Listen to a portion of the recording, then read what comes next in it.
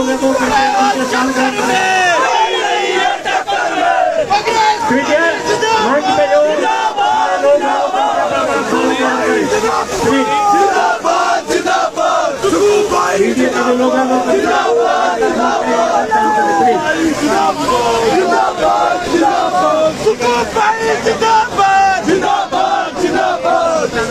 मेरा आप सभी से आग्रह है, कृपया सभी लोग अपना अपना स्थान ग्रहण करें। मंच में जो लोग खड़े हैं कृपया अपना अपना स्थान ग्रहण कर लें। अपना अपना स्थान ग्रहण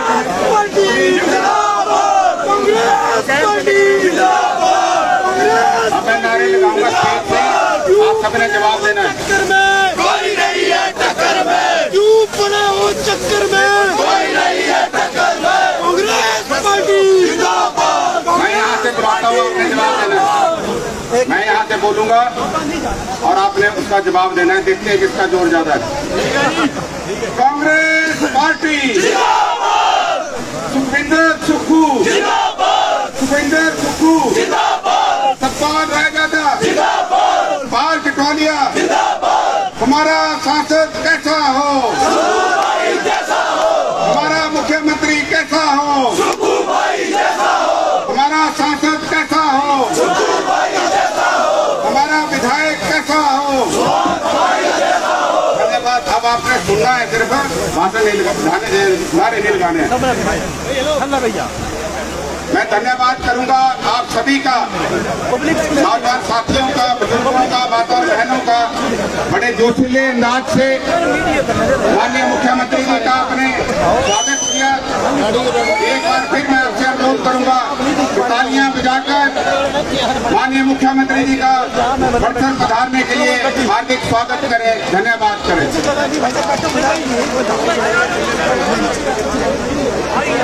हम यहाँ बात कर रहे थे किन परिस्थितियों के अंदर हिमाचल प्रदेश में ये 6 उपचुनाव हो रहे हैं। एक बात तो पक्की है कि भारतीय जनता पार्टी ने जिस तरह से अनैतिक काम किया, विधायकों को खरीदने का, हिमाचल प्रदेश की जनता ने जो है अब मूड बना लिया है। इन 6 पूर्व विधायकों के साथ साथ भारतीय जनता पार्टी के जो 4 लोकसभा के उम्मीदवार भी हैं, इनको हराकर इनको जो है एक बड़ा कड़ा संदेश जो है भारतीय जनता पार्टी के नेताओं को देना चाहते हैं। इस तरह का कोई काम भविष्य में ना हो, इसके लिए संदेश आपके इस नोट से माध्यम से जाएगा। हम आपसे आग्रह करेंगे कि बक्सर की जनता तो बड़ी अपार, बहुत जो है शरीफ आदमी है। यहाँ पे तो लोग बहुत जो है उदार किस्म के लोग हैं। 2012 में जब कांग्रेस पार्टी ने आदरणीय यहाँ पे उसमें मुख्यमंत्री थे वीरभद्र सिंह जी, उन्होंने एक कांग्रेस पार्टी के उम्मीदवार बनाया इंद्रदत्त लखनपाल जी को। आप में से कोई व्यक्ति उनको नहीं जानता था, बिना जान पहचान के सिर्फ कांग्रेस का हाथ आपने देखा और इंद्रदत्त लखनपाल को यहाँ से जिताकर भेजा। 3 बार आपने यहाँ से जिताया, लेकिन 3 बार जिताने के बावजूद भी आज दिन तक अगर आप लखनपाल जी के घर को ढूंढेंगे तो बड़सर के अंदर उनका घर नहीं मिलेगा आपको। यार रविंदर कौर जी बड़ी एक बात कह रहे थे कि मैं पंजाब से यहाँ पर बहकर आई और मैं यहाँ की संस्कृति को, यहाँ के रीति रिवाज को अपनाकर यहाँ की बहू बन गई। आज जो हमें छोड़कर गए और बोलते हैं कि हम भाजपा की बहू बन गए, वो 3 साल में भी यहाँ की संस्कृति को नहीं समझ पाए, यहाँ के रीति रिवाज को नहीं अपना पाए। हम आपसे आग्रह करेंगे, अब आपके हाथ में जो है चाबी, जो उन्होंने गलत किया है उसकी सजा देना आपका काम है। अभी आपका एक वोट जो इन्होंने आदरणीय मुख्यमंत्री जी को धोखा दिया है, हिमाचल की सरकार को गिराने का सफल प्रयास किया है, बक्सर के हजारों लोगों की जनता को धोखा दिया है, हजारों लोगों के साथ विश्वासघात किया है। आप में से किसी व्यक्ति को लखनपाल ने जो है बीजेपी के पक्ष में जानते समय जो है पूछा नहीं है। कोई व्यक्ति है जिसको पूछा है या आप में से किसी को पूछा कि मैं कांग्रेस के नाम से वोट लिए थे फिर मैं बीजेपी को वोट दूं या नहीं दूं? किसी को पूछा था आप में से? किसी को नहीं पूछा। तो आपने इसका दंड देना है। वो आपको छोड़ के गए हैं, आपने उनको नहीं छोड़ा था। आपने तो पूरा वफादारी निभाई थी। आज हिमाचल में हमीरपुर के मुख्यमंत्री को मजबूत करना हमीरपुर के हर व्यक्ति का दायित्व बनता है, फर्ज बनता है। यहाँ पे पहले भी एक बार गलती हुई थी, हमीरपुर के लोगों ने मुख्यमंत्री को खोया था। इस बार भारतीय जनता पार्टी का षड्यंत्र विफल हुआ है। मुख्यमंत्री सुक्खू जी हैं और आने वाले 3.5 साल भी रहेंगे, लेकिन आपने मजबूती जो है बक्सर की सीट को जिताकर जो है सरकार को मजबूत करना है। हमारे जो कैंडिडेट है सुभाष जटवालिया जी, विधानसभा बक्सर से उपचुनाव में ये शरीफ आदमी बोलते कम है लेकिन काम ज्यादा करने में विश्वास करते हैं। जमीन से जुड़े हुए व्यक्ति हैं, धरती पुत्र हैं, पंचायत के प्रधान रहे, पंचायत समिति के सदस्य रहे, जिला परिषद के सदस्य रहे, कांग्रेस पार्टी के विभिन्न पदों के ऊपर रहे। हम आपसे आग्रह करेंगे कि विधानसभा के लिए आपने अपना दिल खोलकर दोनों हाथों से जो है सुभाष जटवालिया को आशीर्वाद देना। और लोकसभा के हमारे बड़े जुझारू नेता हैं सतपाल रायजादा जी, बड़े दमखम के साथ अपनी बात रखते हैं। बड़े से बड़ा पंगा लेने के लिए भी तैयार रहते हैं अगर जनता के लिए पंगा लेना पड़े। हम आपसे आग्रह करेंगे कि सतपाल रायजादा को भी आपने अपना आशीर्वाद देना है। आपका दिया हुआ एक एक वोट मुख्यमंत्री जी को मजबूत करेगा, एक एक वोट कांग्रेस पार्टी को मजबूत करेगा, हिंदुस्तान के अंदर प्रजातंत्र को मजबूत करेगा और हिमाचल की संस्कृति की रक्षा करेगा। मैं ज्यादा न भाषण देता हुआ अंत में आप सबका तहे दिल से धन्यवाद करता हूँ और आदरणीय मुख्यमंत्री जी का यहाँ पधारने के लिए और हमारे उम्मीदवारों को आशीर्वाद देने के लिए यहाँ आए, उनका मैं धन्यवाद करता हूँ, हार्दिक स्वागत करता हूँ, अभिनंदन करता हूँ। जय हिंद, जय हिमाचल, जय कांग्रेस। धन्यवाद सर। एक मिनट। सबसे पहले मैं, क्योंकि मुख्यमंत्री जी ने दिल्ली जाना है तो समय का बहुत अभाव है, तो मैं सबसे पहले मैं सुभाष जटवालिया जी से निवेदन करूंगा कि वो माननीय मुख्यमंत्री जी को सम्मानित करें। हेलो। जिंदाबाद जिंदाबाद जिंदाबाद। हमारी शान हमारी, सुक्खू भाई शान हमारी, हमारी शान हमारी, सुक्खू भाई शान हमारी। तालियां बजाकर स्वागत करें सुखविंदर सिंह सुक्खू, सुखविंदर सिंह सुक्खू, सुखविंदर सिंह सुक्खू। Congress party, Congress party, Shri Sukhvinder Singh Sukhu, Shri Sukhvinder Singh Sukhu, Shri Sukhvinder Singh Sukhu. धन्यवाद। अब मैं निवेदन करूंगा श्री राजेश बनियाल जी से कि वो माननीय श्री राजेश बनियाल जी का सम्मानित करें। श्री राजेश बनियाल जी।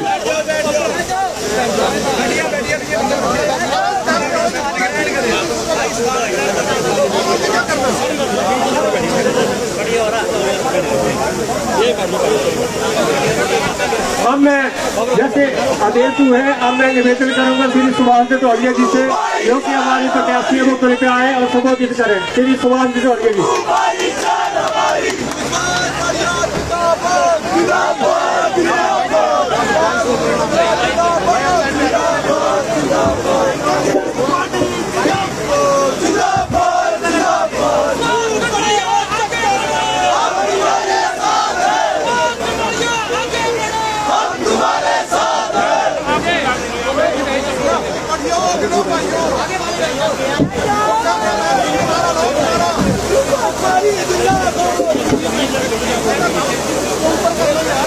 हिमाचल प्रदेश की आन बान और शान हमारे लोकप्रिय मुख्यमंत्री श्री सुखविंदर सिंह सुक्खू जी, साथ में हमारे बक्सर कंस्टिट्यूंसी के प्रभारी और हिमाचल प्रदेश सुक्खू सरकार में कैबिनेट मंत्री श्री राजेश दरबानी जी, श्री सुरेश कुमार जी जो कि गोरन विधानसभा क्षेत्र से विधायक हैं, श्री सतपाल सिंह रायजादा जी, जो कि हमारे लोकसभा के हमीरपुर क्षेत्र से कांग्रेस के प्रत्याशी है। श्री मनजीत सिंह डोगरा जी तथा सम्मानित मंच, मैं सुभाष चंद्र घटवालिया बक्सर का बेटा। सबसे पहले मैं अपनी बक्सर से आई, दूर दूर से आई बक्सर की जनता, बिजड़ ब्लॉक के जितनी पंचायतों से आए हुए प्रधान साहिब, बीडीसी मेंबरान, जिला परिषद के सदस्य, वार्ड पंच, विभिन्न पंचायतों से आए वार्ड पंच, मैं आप सबका यहाँ आने पर हार्दिक अभिनंदन करता हूँ, स्वागत करता हूँ।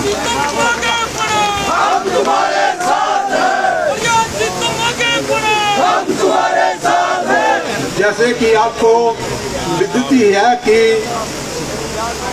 लोकसभा चुनाव के साथ साथ यहाँ पर विधानसभा का उपचुनाव भी होने जा रहा है। तो जैसे कि आपको मालूम है कि ये जो हिमाचल प्रदेश में लोकसभा के साथ साथ विधानसभा के 6 सीटों के ऊपर उपचुनाव होने जा रहे हैं, इसकी जो वजह है वो है हमारे जो कांग्रेस पार्टी से 6 बाकी विधायक, जिन्होंने जनता से धोखा कर माननीय मुख्यमंत्री की सरकार को गिराने का असफल प्रयास किया, नाकाम प्रयास किया, उसकी मैं भर्त्सना करता हूं और निंदा करता हूं।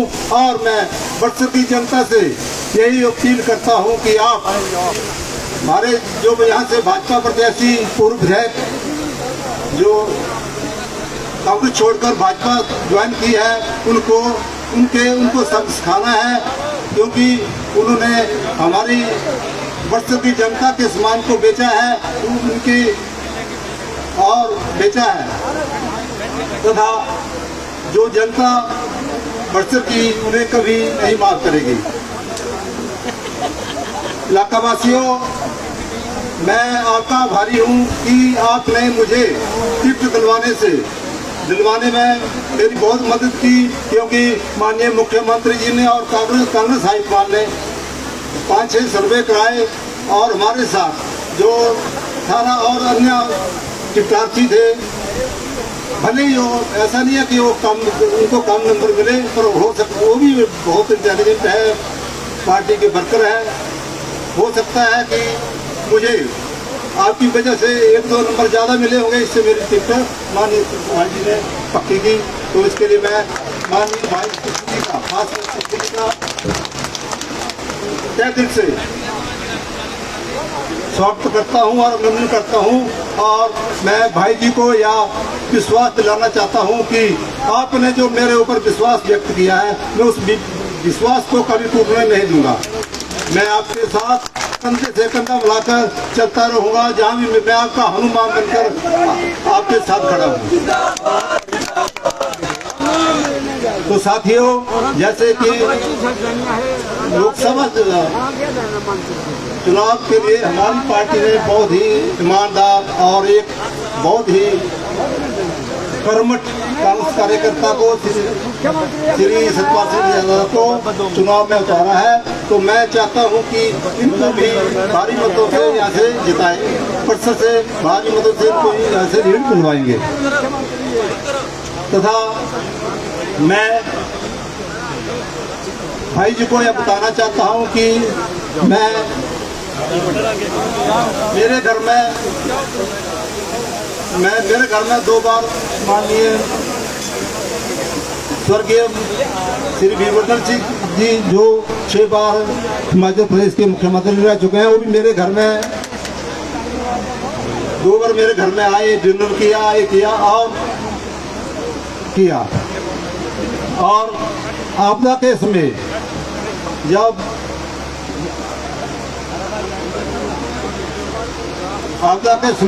जब सुखू भाई जी मेरे घर 2 मिनट ही आए और आए और मैं उनका भी धन्यवाद करता हूँ। उन्होंने मेरे घर में अपने चरण डालकर मेरे दिल को, मेरे हौसले को बढ़ाया। और अंत में मैं ज़्यादा नहीं बोलूँगा, उसमें का भाव है, मैं बक्सर की जनता से यही अपील करता हूँ कि आप अपने दोनों वोट कांग्रेस पार्टी के उम्मीदवारों को डालें और यहाँ से मुझे और सतपाल रजादा को ज़्यादा से ज़्यादा वोट डलवाएं। और मेरी जीत से आपकी बक्सर का कद बढ़ेगा, आपका मान सम्मान बढ़ेगा और हिमाचल प्रदेश में सुखविंदर सिंह सुक्खू सरकार को मजबूती मिलेगी। और मैं अंत में यहाँ से एक ऐलान करना चाहता हूँ कि पहले भी मैं पंचायती राज में फ्री टाइप सिस्टम में मैं प्रधान भी रह चुका हूँ, बीटीसी मेंबर भी रह चुका हूँ और जिला परिषद मेंबर भी रह चुका हूँ। तो मैं आज इस मंच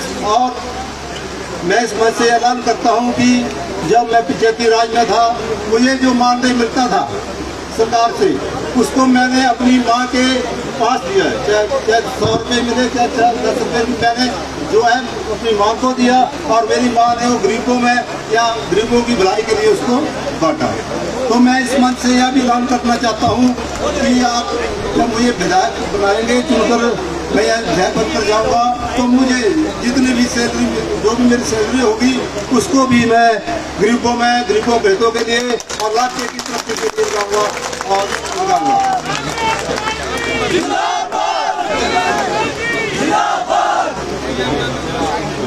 और इसके साथ मैं पुनः आपसे अपील करता हूँ कि आप और सभी कार्यकर्ताओं से यह अपील करता हूँ कि आप घर घर जाकर हवा में ना रहें।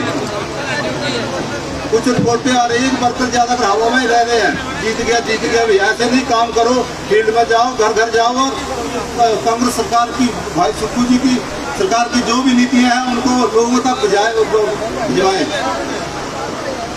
ऐसा नहीं कि आप ऐसे घूमते रहे, मेरे को भी हवा मार रहे हैं कि भाई जीत गया 10,000 से जीत गया, लेकिन आप प्रैक्टिकली काम करें और मुझे जीत दिलाएं। अब मेरी जीत आपकी जीत होगी। आप जितने भी कार्यकर्ता हैं, हम सब मिलकर बैठकर जो भी आगे के काम होंगे, कैसे करेंगे, सबके साथ बैठकर मैं फिर 4 वर्ष के बाद अगले काम करवाएंगे।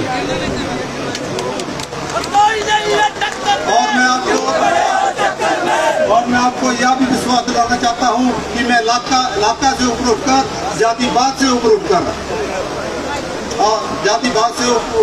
ऊपर उठकर मैं बक्सर विधानसभा क्षेत्र का समान विकास कराऊंगा। मैं किसी भेदभाव से कोई काम नहीं करूंगा। सभी कार्यकर्ता मेरे मांगे स्वानी होंगे और सबका मैं आदर करूंगा। इसी के साथ पुनः आपसे अपील है कि आप लड़ जाएं, काम करें और बक्सर से मुझे लीड दिलाएं और भाई योनी में ये सीट डालें। धन्यवाद। जय हिंद, जय सुखविंदर सिंह सुक्खू, सुखविंदर सिंह सुक्खू भाई, कांग्रेस पार्टी। धन्यवाद। जय हिंद, जय माता। धन्यवाद सुहास जी। और मैं निवेदन करूंगा, हमारे आज के मुख्य अतिथि हिमाचल सरकार के मुख्यमंत्री, हमारे लोकप्रिय नेता सागर सुखविंदर सिंह सुक्खू जी से जो आए और हमें संबोधित करें।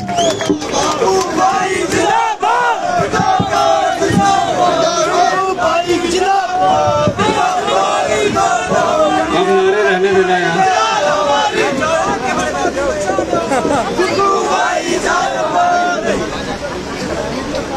हिमाचल सरकार में पीछे आवाज आ रही है? नहीं आ रही? आ रही है।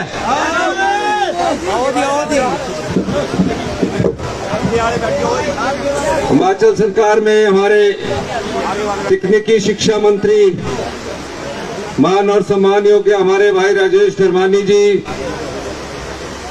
इस क्षेत्र के कांग्रेस के प्रत्याशी सुभाष डडवालिया जी, हमारे लोकसभा के ऊना से और हमीरपुर संसदीय क्षेत्र से हमारे मेरे छोटे भाई सतपाल रायजादा जी, पूर्व विधायक मनजीत सिंह डोगरा जी, सुरेश कुमार जी जो बोरन से विधायक है, सुमन भारती जी जिला अध्यक्ष, तिलकराज शर्मा जी पूर्व विधायक, संजय शर्मा जी ब्लॉक अध्यक्ष, कृष्ण कुमार चौधरी जी, विपिन डडवालिया जी, पवन कालिया जी, कमल पठानिया जी, नरेश लखनपाल जी, युवा साथी रुवल ठाकुर जी, विवेक कुमार जी जो झुंडुरता से पूर्व विधायक थे, डॉक्टर रमेश डोगरा जी, सभी सम्मानित मंच पर विराजमान हमारे साथीगण विपिन डडवालिया जी, अजय शर्मा जी, सुनील जी, गौरव जी और परिसर के सभी बुजुर्ग साहिबान, माताएं, प्यारी बहनें, युवा साथियों, प्यारे बच्चों, तकरीबन 4 महीने पहले जब मैंने बड़सर का दौरा किया था, मैंने कभी कल्पना भी नहीं की थी एक बिका हुआ विधायक जो 3 बार यहां से विधायक बना, विधायक बनने के बाद मेरा इस क्षेत्र में दौरा करवाया, दौरा करवाने के बाद जो कुछ मांगा वो सब कुछ दिया, और जब दूसरा बजट प्रस्तुत हो रहा था, मेरे जिले से होने के बावजूद वो राजनीतिक मंडी में बिका।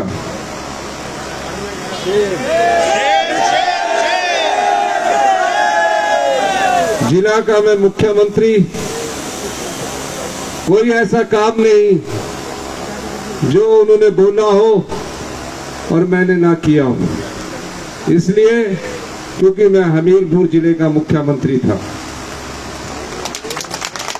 हमीरपुर में पैदा हुआ, हमीरपुर मेरी कर्म भूमि है, चाचा चाची मामे ताए सब हमीरपुर रहते थे। 22 साल से मैं नदौन विधानसभा क्षेत्र से विधायक के रूप में काम कर रहा था। पहली बार 75 साल के इतिहास में कांग्रेस पार्टी ने निचले क्षेत्र से मुख्यमंत्री के तौर पर मुझे शपथ दिलाई और मुझे निचले क्षेत्र का पहली बार मुख्यमंत्री बनने का मौका मिला। मेरे परिवार में ना तो कोई राजनीति में था और ना ही कभी उनके परिवार में राजनीति में आने की प्रेरणा दी जाती थी। हमेशा ये कहा जाता था कि बेटा पढ़ लिख गए हो, कहीं सरकारी नौकरी कर लो, क्योंकि मेरे भाई बहनें सब सरकारी नौकरी में लग चुके थे।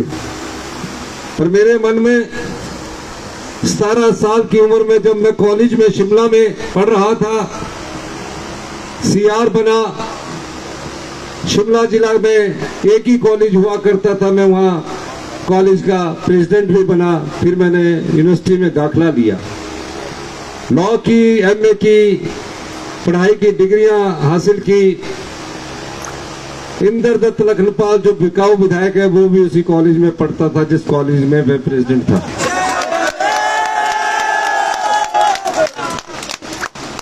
ईमान देखिए, मैंने 40 साल संघर्ष किया, कई बार कई विरोधों का सामना मुझे कांग्रेस पार्टी के अंदर करना पड़ा, लेकिन मेरी डगर कभी डगमगाई नहीं। मैं राजनीति की सीढ़ियां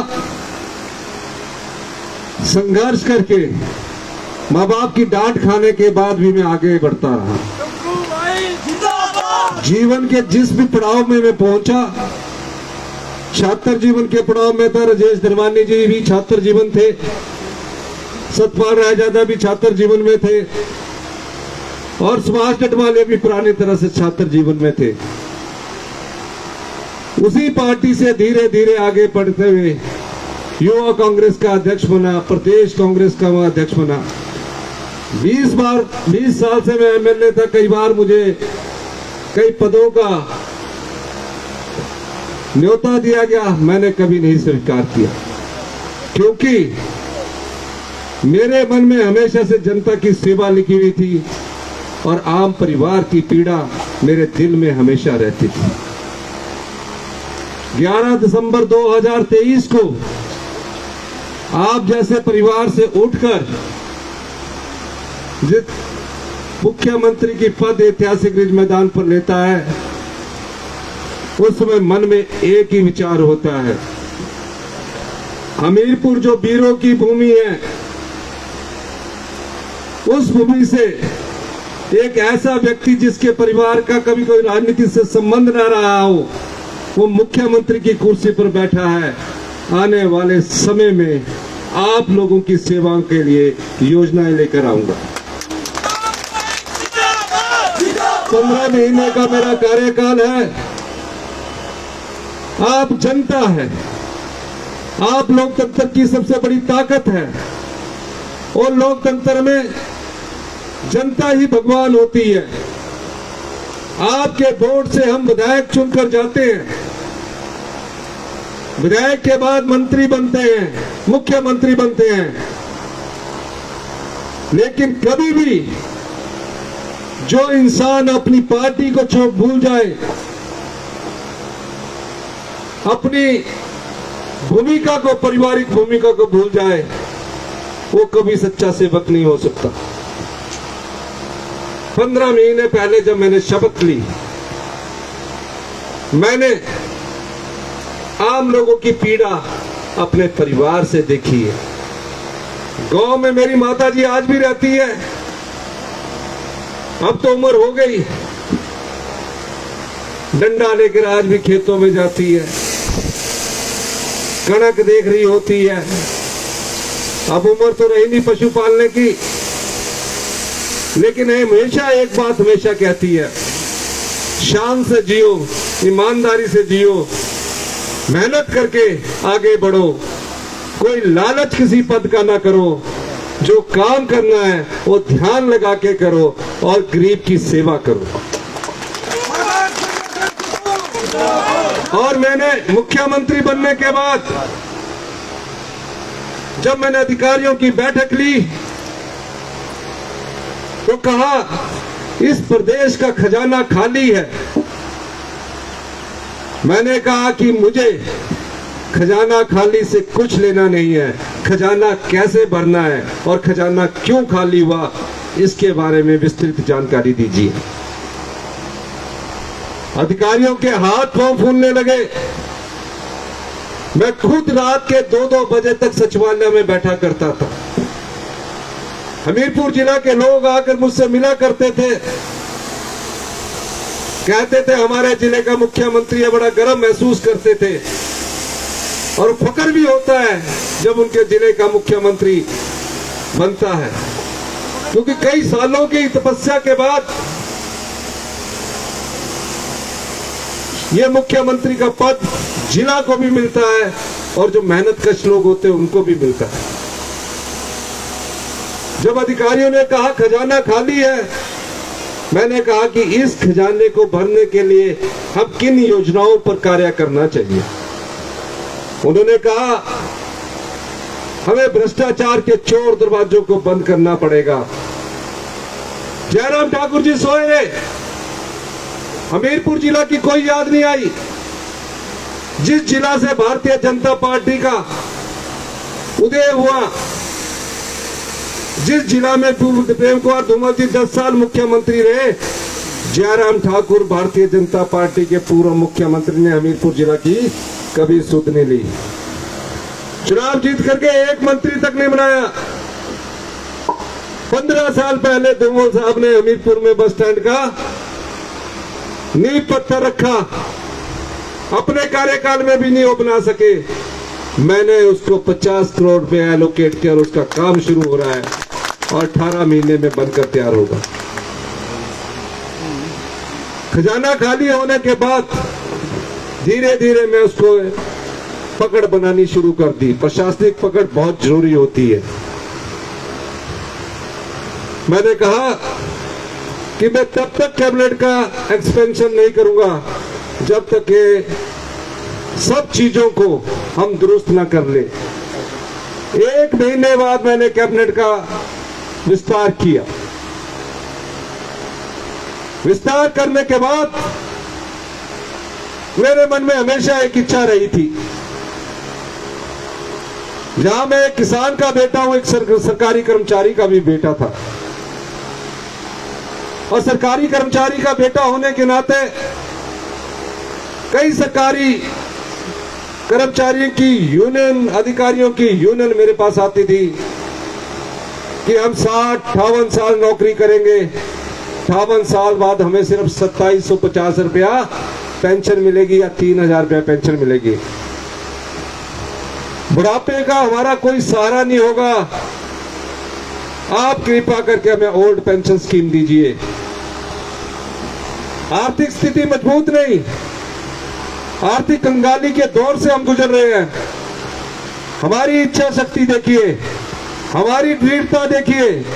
हमने अपनी पहली कैबिनेट में 1,36,000 सरकारी कर्मचारियों को ओल्ड पेंशन स्कीम देकर उनके बुढ़ापे को सुरक्षित किया। ये भावना कैसे पनपी? ये भावना इस प्रकार पनपी, जब मेरे पिताजी इस दुनिया में नहीं रहे तो वो पेंशन जो है, फैमिली पेंशन, मेरी माताजी को भी मिलती है। मैं जब घर जाता हूं, घर जाके हमारे यहाँ प्यार का एक रिवाज है कि अपने बेटे को चाहे जितना मर्जी बेटा बड़ा हो जाए, माँ अपनी यहाँ एक जेब होती है बुजुर्गों की, उस जेब से 500 रुपए निकाल के आज भी मुझे देती है।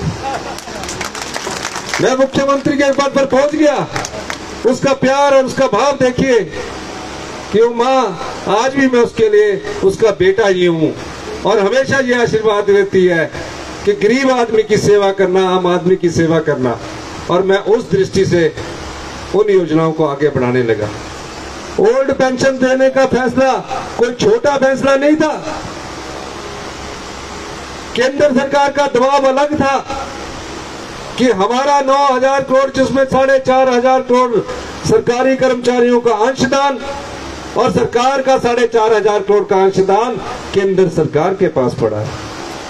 मैं वित्त मंत्री से गया, उनसे कहा कि ये 9,000 करोड़ रुपए हिमाचल प्रदेश के सरकारी कर्मचारी और हिमाचल प्रदेश सरकार का इसको देना चाहिए।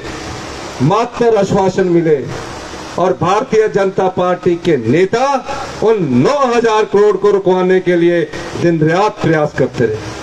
हमने हिम्मत नहीं मारी। अभी हम धीरे धीरे आगे बढ़ रहे थे।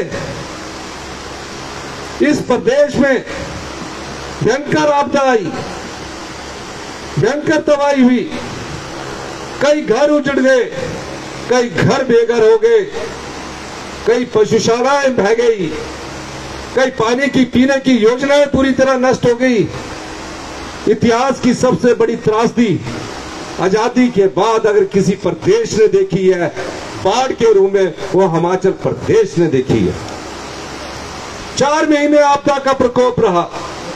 7 जुलाई तक आपदा शुरू हुई, कुल्लू जिले से शुरू हुई। मैं नदौन में था, पता लगा सारी सड़कें टूट गई है, घर तबाह हो गए हैं, ना बिजली है ना पानी है। 75,000 टूरिस्ट फंसे हुए हैं, 15,000 गाड़ियां फंसी हुई है। मैं मुख्यमंत्री था, मेरे पूरे प्रदेश से, देश से फोन आ रहे थे, हमारे परिवार को बचा लो, कहीं आपदा में कुछ ना हो। ये उस परमात्मा की कृपा रही कि 75,000 टूरिस्ट फंसे हुए थे, 15,000 गाड़ियां रुकी हुई थी।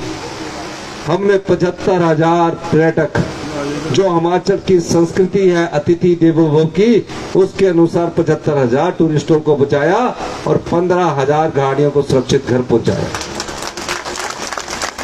बड़सर में भी आपदा आई, मैं बड़सर में भी गया। एक व्यक्ति की तो पूरी जमीन ही बह गई।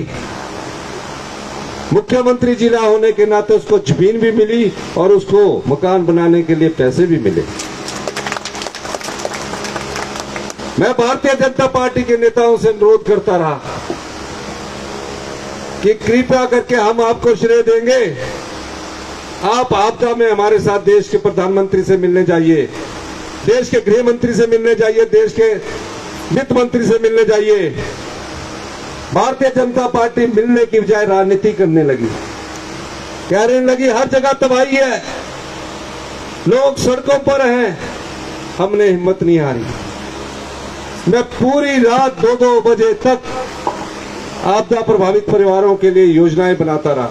सुबह हेलीकॉप्टर से जाता था, देखता था किस जगह आई है, जिस जगह जाता था वहां परिवार के परिवार मेरे साथ गले लिपट कर बोलते थे, बड़ी मुश्किल से घर बनाया, पाई पाई जोड़कर एक पक्का घर बना, नीचे सड़क से सिर पर ईंटें उठाकर माताएं बोलती थी हमने यहां तक पहुंचाई। इस घर में हम पिछली रात को बैठ के खाना खा रहे थे, पीने का पानी पीने सोने की तैयारी कर रहे थे। पता लगा तेज बारिश आई। तेज बारिश के कारण हम सिर्फ जान बचाकर भागे, पीने के पानी का गिलास भी नहीं बचा। 22,000 परिवार प्रभावित हुए।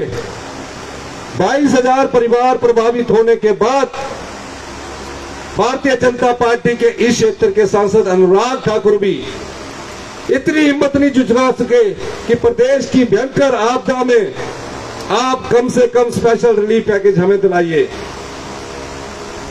हमने हिम्मत नहीं हारी। हमने 4500 करोड़ रुपए का आपदा राहत पैकेज अपने संसाधनों से दिया। 4500 करोड़ रुपए का आपदा राहत पैकेज देने के बाद जब हमने देखा कि जिनके घर उजड़ गए हैं उनको घरों को कैसे बसाया जाए, पता लगा कि सरकार सिर्फ 1.5 लाख रुपया दे सकती है, सिर्फ 1.5 लाख रुपया। जब 1.5 लाख रुपया देने की बात आई, मैंने उनसे पूछा क्या 1.5 लाख में घर बनता है? 1.5 लाख में कोई घर नहीं बनता। अधिकारी कहते हैं कि रिलीफ मैन्यूल है, भारत सरकार का भी है, प्रधानमंत्री आवास योजना के तहत हम सिर्फ 1.5 लाख रुपया दे सकते हैं। मैं आप जैसे परिवार से निकला था, मैं जानता था 1.5 लाख से तो कुछ भी नहीं बनेगा।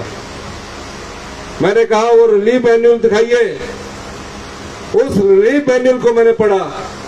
मैंने बोला इस रिलीफ मैन्यूल को बदलना पड़ेगा, और मैंने जो आपदा प्रभावित परिवार थे उनके लिए कानून बदल दिया, नियम बदल दिया, और 1.5 लाख से वो सहायता राशि बढ़ाकर 7 लाख रुपए कर दी। ये चीज मुझसे किसी ने मांगी नहीं, ये चीज किसी से मांगने की उन आपदा प्रभावित परिवारों ने नहीं कहा कि हमें इतने पैसे देने चाहिए। ये समझा, मैं उनकी पीड़ा को समझा। जो अधिकारी पत्री लगाकर बैठा करते थे उनको मैंने दिशा दी, नहीं ये चलने वाला नहीं है, और अब धीरे धीरे आगे बढ़ने लगे। मैंने कहा इतनी राजस्व अदालतें हैं, जनता पटवारी के पीछे इंतकाल के लिए घूमती रहती है, तकसीम के लिए घूमती रहती है। मैंने राजस्व कानून में बदलाव किया, और 3 महीने में देखिए 10-10 साल पुराने इंतकाल, जिसके लिए आप पटवारी को ढूंढते हुए आपके जूते घिस जाते थे, आजकल पटवारी साहब खुद फोन करके कहते हैं जल्दी आइए आपका इंतकाल करवाना है। यह भी हमने व्यवस्था का परिवर्तन किया। हम आगे बढ़ रहे थे, दूसरा बजट प्रस्तुत होने वाला था। हमारी सरकार को 4 महीने आपदा में लड़ने के लिए लग गए, 2 महीने मुझे अपनी बीमारी से जूझते हुए हो गए। ये सिर्फ मैं 15 महीने में 9 महीने की कार्य प्रणाली बता रहा हूं। धीरे धीरे हम अपना दूसरा बजट प्रस्तुत करने जा रहे थे। पहले बजट में मैं आपको बताना चाहता हूं कि जब मैं ऐतिहासिक रिज मैदान पर शपथ लेकर सचिवालय के लिए मुझे न्योता आया, मैं सचिवालय नहीं गया, मैं उन बच्चों के पास गया, अनाथ आश्रम गया जिन बच्चों की ना माता थी ना पिता थी। उनके हॉस्टल में गया, उनके रहने का ढंग देखा, उनके भाव को समझा, उनकी पीड़ा को जाना। आके अधिकारियों को हुक्म दे दिया, मैंने कहा कि हिमाचल प्रदेश में 4000 अनाथ बच्चे हैं जो अपनी माता को खो चुके हैं, अपनी पिता को खो चुके हैं। इन बच्चों का पालन पोषण जिस प्रकार हम अपने परिवार में अपने बच्चों का पालन पोषण करते हैं उस प्रकार की नीति बनाइए। 6 महीने नीति बनाने को लग गए। अक्टूबर में हमने नीति बनाई और आज 4000 बच्चे जो अपनी माता को खो चुके हैं या पिता को खो चुके हैं उनको हिमाचल प्रदेश की सरकार ने 27 साल तक गोद लिया है। सरकार ही माता सरकार ही पिता योजना का हमने शुभारंभ किया। मुख्यमंत्री सुख आश्रय योजना हम लेकर आए और हिमाचल प्रदेश हिंदुस्तान का पहला ऐसा राज्य बना जहां अनाथ बच्चों की पूरी देखभाल का जिम्मा हिमाचल प्रदेश सरकार करेगी। क्या है ये योजना? अगर कोई 1 साल का बच्चा अनाथ हो जाएगा उसके लिए हिमाचल प्रदेश सरकार एक नर्स की नियुक्ति करेगी। पूरी पढ़ाई का खर्चा उसका सरकार उठाएगी। धीरे धीरे जब वो बड़ा होता जाएगा हर महीने उसके अकाउंट में 2500 रुपया आता रहेगा। 18 साल के बाद अगर वो बच्चा बेटी कोचिंग लेना चाहती है, जिस प्रकार हमारे बच्चे और बेटे कोचिंग लेते हैं, अगर कोचिंग की फीस 75,000 रुपया पूरा सरकार उसका खर्चा देगी। डॉक्टर बन जाए, इंजीनियर बन जाए, हॉस्टल में चले जाए, उसकी जब डॉक्टर की फीस 1.5 लाख रुपया होती है वो भी सरकार देगी। हॉस्टल की जो फीस 50,000 रुपए की वो भी सरकार देगी। हम अपने बच्चों को भी तो ऐसे ही देते हैं। उसके अलावा जब अपने बच्चों को हम अपनी पॉकेट मनी देते हैं तो वो 4000 रुपया महीने की पॉकेट मनी 27 साल की उम्र तक हिमाचल प्रदेश सरकार आज 4000 बच्चों को दे रही है। अब कई बेटियां हैं मेरे को फोन करती है कि हमारी पीएचडी की पढ़ाई चल रही है। कई बच्चे हैं कि अब हमको किसी से पैसा मांगना नहीं पड़ता है, दया पर निर्भर नहीं रहना पड़ता। नहीं तो कोई आके परिवार बोलता था तेरी बेटा मैं फीस दे दूंगी। आपने हमें अधिकार दिया। ये योजना उन्होंने मांगी नहीं थी, उनके भाव को हमने समझा था। ये 15 महीने की वो सरकार काम कर रही थी। दूसरा बजट प्रस्तुत हो रहा था। मैंने कहा कई विधवाएं बहनें हैं हमारी, उनके बच्चे पढ़ने जाते हैं, किसी दुर्घटना में उनके पति की मृत्यु हो गई। कमाने वाला पति था, नहीं रहा, बच्चे पढ़ने लिखने में अच्छे हैं, उनकी पढ़ाई का खर्चा के लिए परिवार के लोग कर्ज ले रहे हैं। इस दूसरे बजट में मैंने 1,15,000 विधवा महिलाओं के बच्चों को, जिनके भी बच्चे पढ़ रहे हैं, 27 साल की उम्र तक सारा खर्चा हिमाचल प्रदेश की सरकार उठाएगी। ये योजना इस दूसरे बजट में। मनरेगा में कितनी बहनें हमारे काम करती है, भाई काम करते हैं। कभी सोचा मनरेगा की भी कोई सूद लेगा? कभी मांग की, कभी नहीं की। हमने मनरेगा में मैंने देखा, जब मैं गांव में रहता था तो 240 रुपए दिहाड़ी मिलती थी। मैंने 1 अप्रैल 2024 से सीधे 60 रुपए की बढ़ोतरी करके 300 रुपया मनरेगा में लगने वाली महिलाओं और पुरुषों की दिहाड़ी को बढ़ाया। ये 15 महीने के कार्यकाल का दूसरा बजट था। और देखिए किसान के हाथ में पैसा कैसे पहुंचे। 32 रुपए किलो दूध होता था गाय का। मैंने गाय के दूध का मूल्य निश्चित किया। मिल्क फेडरेशन गाय का दूध 32 रुपए किलो खरीदती थी। मैंने कहा हमारी बहनों के हाथ में पैसा मिलना चाहिए और 32 से बढ़ाकर उसको 45 रुपए किलो कर दिया गया। अभी भैंस का दूध 55 रुपए किलो कर दिया गया। उससे ज्यादा महंगा होगा तो वो बाजार में बेच सकती है, लेकिन जिसने भैंस रखी होती है, गाय रखी होती है, उसके गोबर से जो खेती करेगा,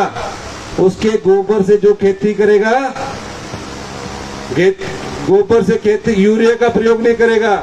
कणक का मूल्य 40 रुपए किलो और मक्की का मूल्य 30 रुपए किलो हिमाचल प्रदेश सरकार खरीदेगी। ये इस बजट में है जो हमें अभी लागू होने वाला। पैसे बच गए तो गांव में कई बुजुर्ग है, कई किसान हैं। मैंने कई बार देखा कि इन किसान और हमारे परिवारों में बुजुर्ग के दर्द होती है, पेन किलर ले लेता है, दर्द ठीक हो जाती है, बीमारी ठीक नहीं होती है। मैंने उन बुजुर्गों को जो 70 साल की उम्र पार कर चुके हैं, हमारे जो भी बुजुर्ग है, हमारी जो भी माता है, जो भी हमारे बुजुर्ग है, उनकी बीमारी का सारा खर्च 70 साल से ऊपर इस दूसरे बजट में हिमाचल प्रदेश की सरकार उठाएगी। ये योजना आपके लिए है। अभी आप धक्के खाते हैं, सोसाइटी के पास जाते हैं, पैसे लेने के लिए सोसाइटी में कर्ज उठाते हैं, जमीन रैंड रखते हैं। ये सब कैसे हुआ? ये जो भ्रष्टाचार के चोर दरवाजे थे, उनको हमने बंद किया। यही नहीं, डीए की किस्त भी 4% हमने दी। जो पुलिस कर्मचारी हमारी सुरक्षा में लगे रहते हैं, उनको डाइट मनी 210 मिलती थी, मैंने बढ़ाकर 1000 रुपया की। फिर मैंने पूछा और कितने पैसे बचे? कहा अभी 800 करोड़ बचा। लाहौल स्पीति में हमने अपनी बहनों को 1 मई 2023 से स्पीति में, 1 मार्च 2024 से लाहौल में, जो बेटी हमारी 18 साल की उम्र पार कर चुकी है, वो 80 साल 90 साल जब तक उसके शरीर में अंतिम सांस बसता है, हमारी सरकार हर महीने उसे 1500 रुपए देगी, साल का 18,000 रुपया देगी। ये पैसा आपका है। महिलाओं को तो जोर से ताली बजानी चाहिए। ये पैसा आपका है। 1500 रुपया हम महिलाओं को दे रहे हैं। भारतीय जनता पार्टी के जयराम ठाकुर जी क्या करने गए वहां कि ये जो फार्म भरे जा रहे हैं, इनको रुकवा दिया। हमने आपका केस लड़ा और फार्म दोबारा से भरने शुरू हो गए। फिर कहते हैं अभी इनको पैसे नहीं मिलने चाहिए। हम कोई वोट की राजनीति नहीं करते। अगर हमने वोट की राजनीति करनी होती तो हम ओल्ड पेंशन स्कीम भी 2026 में लागू करते, और जो ये 1500 रुपया अपनी बहनों को देना है, ये भी 2026 में लागू करते। लेकिन नहीं, ये जनता का पैसा है, हम आपको अभी से देना स्टार्ट शुरू करते। पंचायत प्रधान थे, चुनावों से पहले उम्मीद करते थे। आंगनवाड़ी की भी हमारी बहनें थी, आशा वर्कर्स में हमारी बहनें थी। हर साल लंबड़दार, चौकीदार सब सोचते थे चुनाव आएंगे उससे पहले ये पैसा हमको बढ़ा कर देंगे। मैंने उस प्रथा को बदला। मैंने कहा जो पैसा हम ईमानदारी से भ्रष्टाचार के चोर दरवाजे बंद करके कर रहे हैं, उसको अभी देना पड़ेगा। ये सब योजनाएं आपके लिए थी। फिर क्या हुआ? 2027 में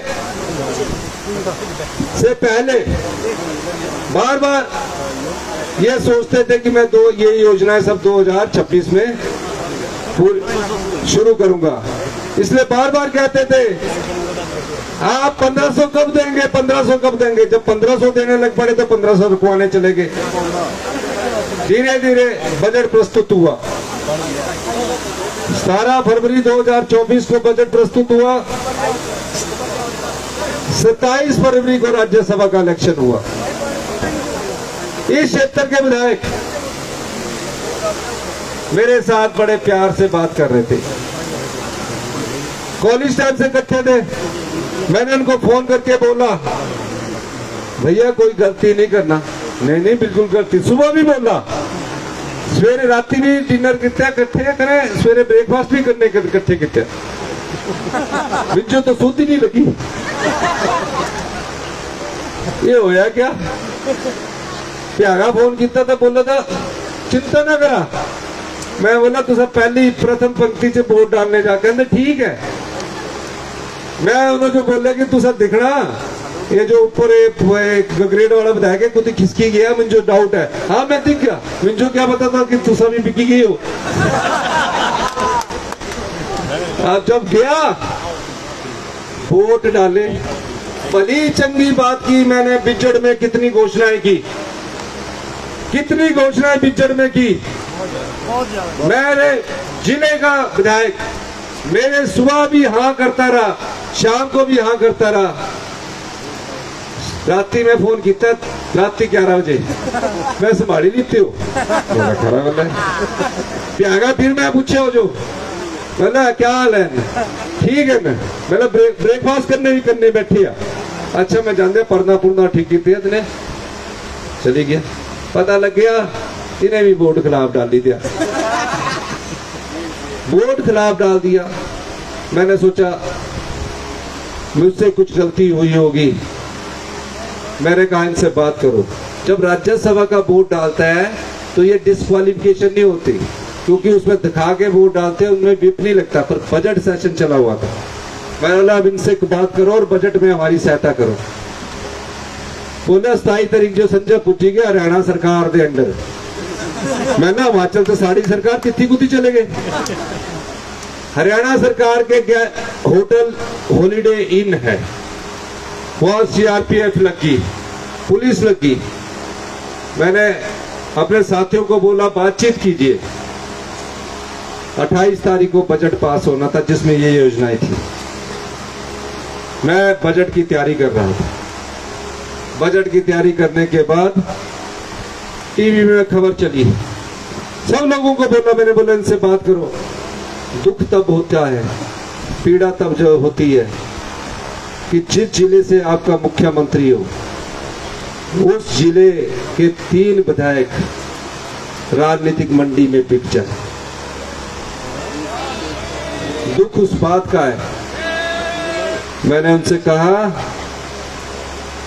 आप इस बजट को पास करवाने में सहायता कीजिए, जो आपने किया कोई बात नहीं। मुझे क्या पता था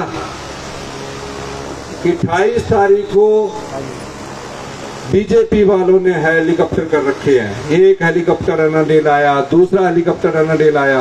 हिमाचल की पुलिस नहीं आई, सीआरपीएफ AK-47 लेके भारतीय जनता पार्टी के राज्य अध्यक्ष राजीव बिंदल जी उस गाड़ी में बैठे हुए थे, विधानसभा के परिसर में आए, गेट तोड़ दिया। मैंने कहा भी अभी तो हमारी सरकार है। वो सोच रहे हमारी सरकार जा रही है, और जयराम जी चीख चीख कर कह रहे हैं अब तो इस सरकार को भगवान भी नहीं बचा सकता। मैंने बोला ऐसा तो हमने कुछ किया ही नहीं है, हम तो अच्छे काम कर रहे हैं। टीवी में चल पड़ा, इस्तीफा दे दिया, इस्तीफा दे दिया। मैं टीवी के सामने आया, मैंने कहा मैंने 40 साल राजनीतिक जीवन में संघर्ष किया है।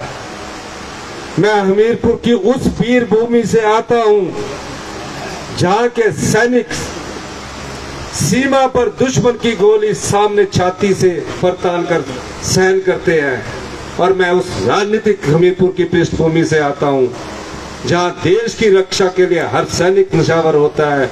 मैं भ्रष्टाचार को सबक सिखाने के लिए एक योद्धा की तरह लड़ूंगा। इन भ्रष्टाचारियों के सामने हथियार नहीं डालूंगा, इन खनन माफियाओं के सामने हथियार नहीं डालूंगा। और मैंने विधानसभा में बजट पास किया। ये फिर उठकर हरियाणा सरकार के अंदर चले गए। मैंने बोला ऐसी क्या नाराजगी होगी, बजट में भी नहीं आए। तो एक जो हेलीकॉप्टर में जो एक चढ़ाने वाला भी होता है, वो बोल रहा था कि दूसरी किस्त जो है वो पंचकुला में ही मिलेगी।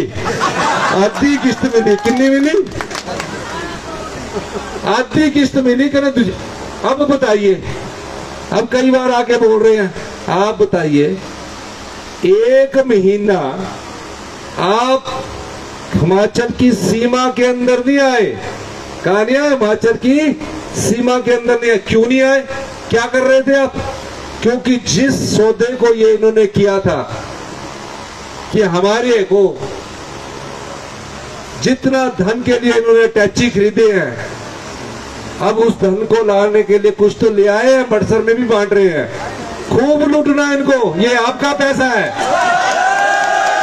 खूब लूटना, आएगा बांटेगा, बोलेगा कि ये तो बोलना पाऊ कोई नहीं, बट वोट और देंगे तो संजो ज्यादा दे जा, ये तुम्हारा पैसा है।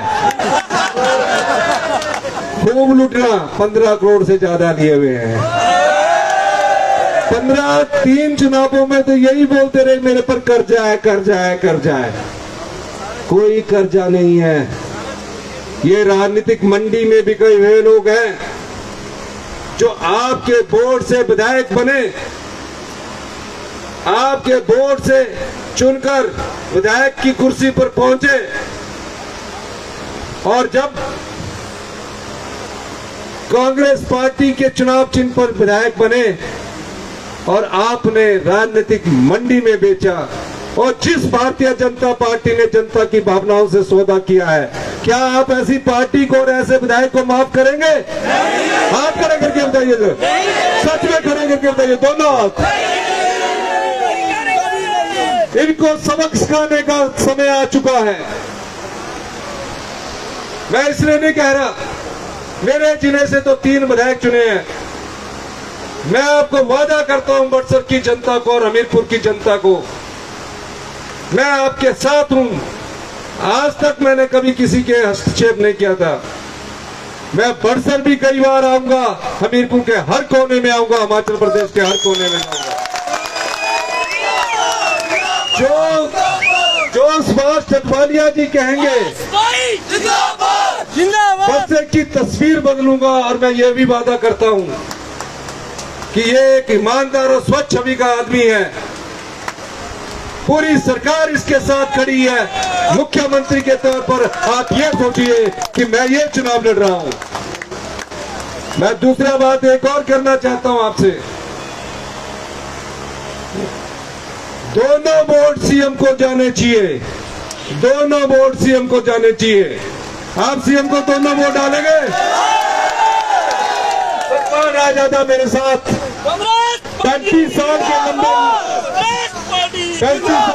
35 साल के लंबे संघर्ष के बाद एनएसयूआई की राजनीति से धर्मानी जी जानते हैं, हमारे साथ इसने काम किया है। महिला आदमी है, आपकी तरह गांव के परिवार से उठा हुआ आदमी है। इसके लिए भी आपने पूरी तरह से एकजुटता से वोट देनी है। अंत में मैं ये कहना चाहता हूं, जो लोग भी बिके हुए विधायक के नामांकन में आए हैं, बिके हुए विधायकों के, इनके साथ ना तो कांग्रेस के कार्यकर्ता है, ना ही बीजेपी के कार्यकर्ता है। बीजेपी के कार्यकर्ता मन ही मन में बहुत दुखी है कि 14 महीने पहले तो हम इनके खिलाफ गए थे।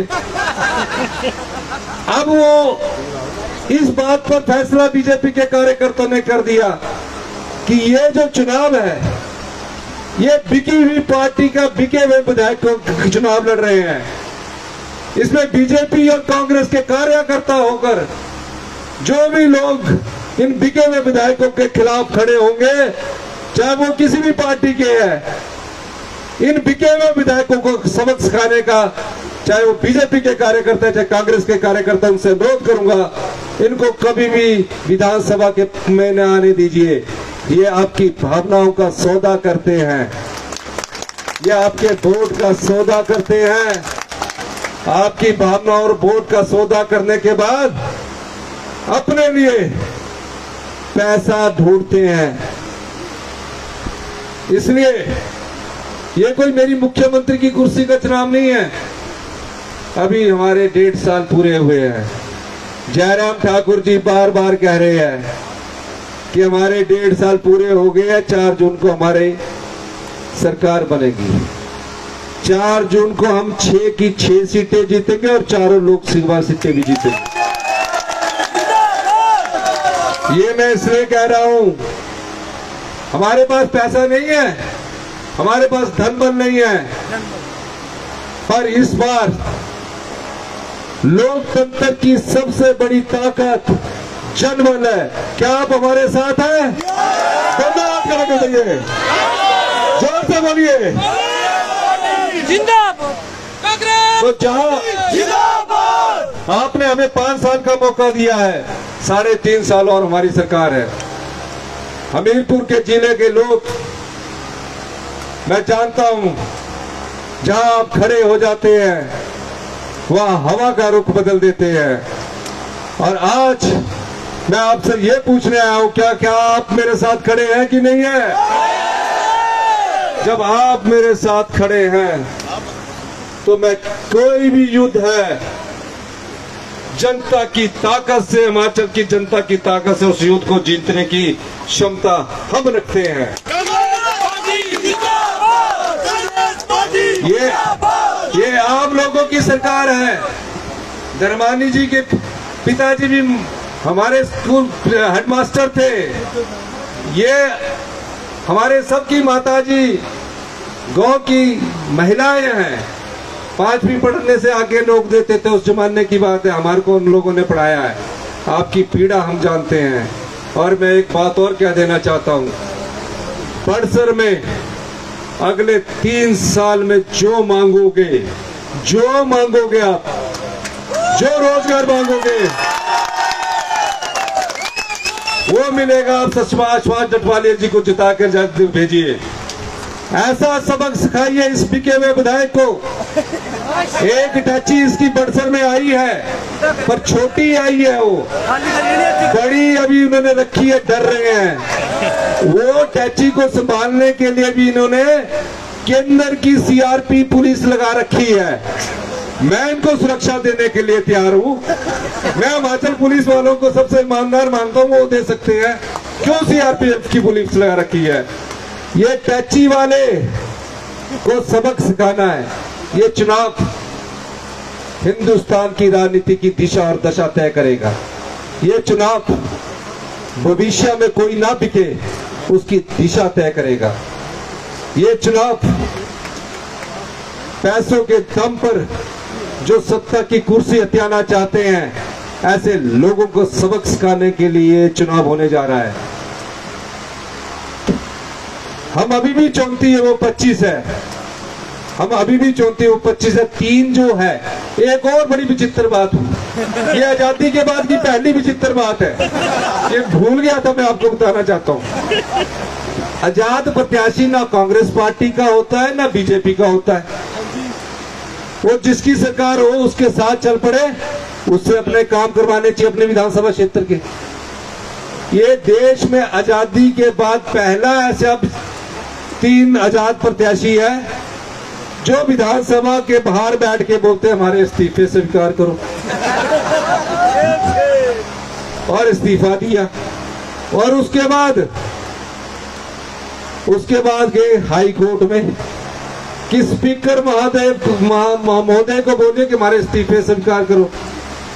भले मानुसों के दिमाग बीन दिया हुआ। आप इनसे पूछो कि क्या आप राजनीति से संन्यास ले रहे हैं या अगली बार आप विधायक नहीं बनेंगे। या तो ये कहो कि हम अगला एमएलए का इलेक्शन नहीं लड़ेंगे क्योंकि एमएलए का इलेक्शन आने वाला है। ये पहले है। ये इसलिए नहीं कह रहे कि हमारे इस्तीफे स्वीकार करो। मैं बताऊं इसके पीछे क्या राज है। इसके पीछे वो जो अटैची भरे हुए वो राज है। कोई आजाद उम्मीदवार बोलता है ऐसे? पहली बार बची। और ये 75 साल में पहली ऐसी हिंदुस्तान की राजनीति में ऐसी घटना हो रही है, हिंदुस्तान की राजनीति में। तो आपने लोकतंत्र की हत्या होने से बचानी है। अगर ये लोकतंत्र बिका तो मेरे जैसे आम परिवार के लोग, इन जैसे आम परिवार के लोग, दरबानी जैसे आम परिवार के लोग, राजदा जैसे आम परिवार के लोग कभी विधायक नहीं बन सकेंगे। वो राजनीतिक मंडी में उनको खरीदने वाले भारतीय जनता पार्टी की पार्टी होगी। मैं ये बात इसलिए कह रहा हूं, जो लोग जनता की भावनाओं से सौदा करते हैं, उस भारतीय जनता पार्टी को अगर सबक सिखाएंगे तो पूरे हिंदुस्तान की लोकतंत्र की मर्यादा की नींव को हिमाचल की जनता मजबूत करेगी। तो इस नींव को मजबूत करने के लिए आप लोग तैयार हैं? तो इन्हीं शब्दों के साथ हम तुम्हारे साथ। अभी हमें सिर्फ 15 महीने में 4 महीने आप 2 महीने मेरी बीमारी थी, 9 महीने काम किया है। 5 साल में हिमाचल आत्मनिर्भर बनेगा। भ्रष्टाचारी जेल की सलाखों के पीछे होंगे। 2032 में हिमाचल प्रदेश हिंदुस्तान का सबसे समृद्धशाली और अमीर राज्य होगा, जहां युवाओं को रोजगार होगा, महिलाओं का सम्मान होगा, बुजुर्गों का आदर होगा। इन्हीं शब्दों के साथ एक बार मेरे साथ फिर कहिए, सुभाष डटवालिया जिंदाबाद। जोर से सुभाष डटवालिया जिंदाबाद। सतपाल राजदा जिंदाबाद। सतपाल राजदा जिंदाबाद। धन्यवाद। मैं कृष्ण चौधरी जी का का भी धन्यवाद। एक बात मैं कहना चाहता हूँ, इधर आइए। 2 लोगों के सर्वे हुए 18 के बाद मंजीत डोगरा जी ने बोला कि मेरी उम्र हो चुकी है, जिसको आप कहेंगे मैं कांग्रेस पार्टी का काम करूंगा। कृष्ण चौधरी और सुभाष डटवालिया जी दोनों एक क्षेत्र से आते थे, दोनों मेरे लिए प्रिय है, इसमें कोई दो राय नहीं है। आप सब लोगों ने एकजुटता से सुभाष डटवालिया जी को विधायक बनाकर भेजना। धन्यवाद। जय हिंद।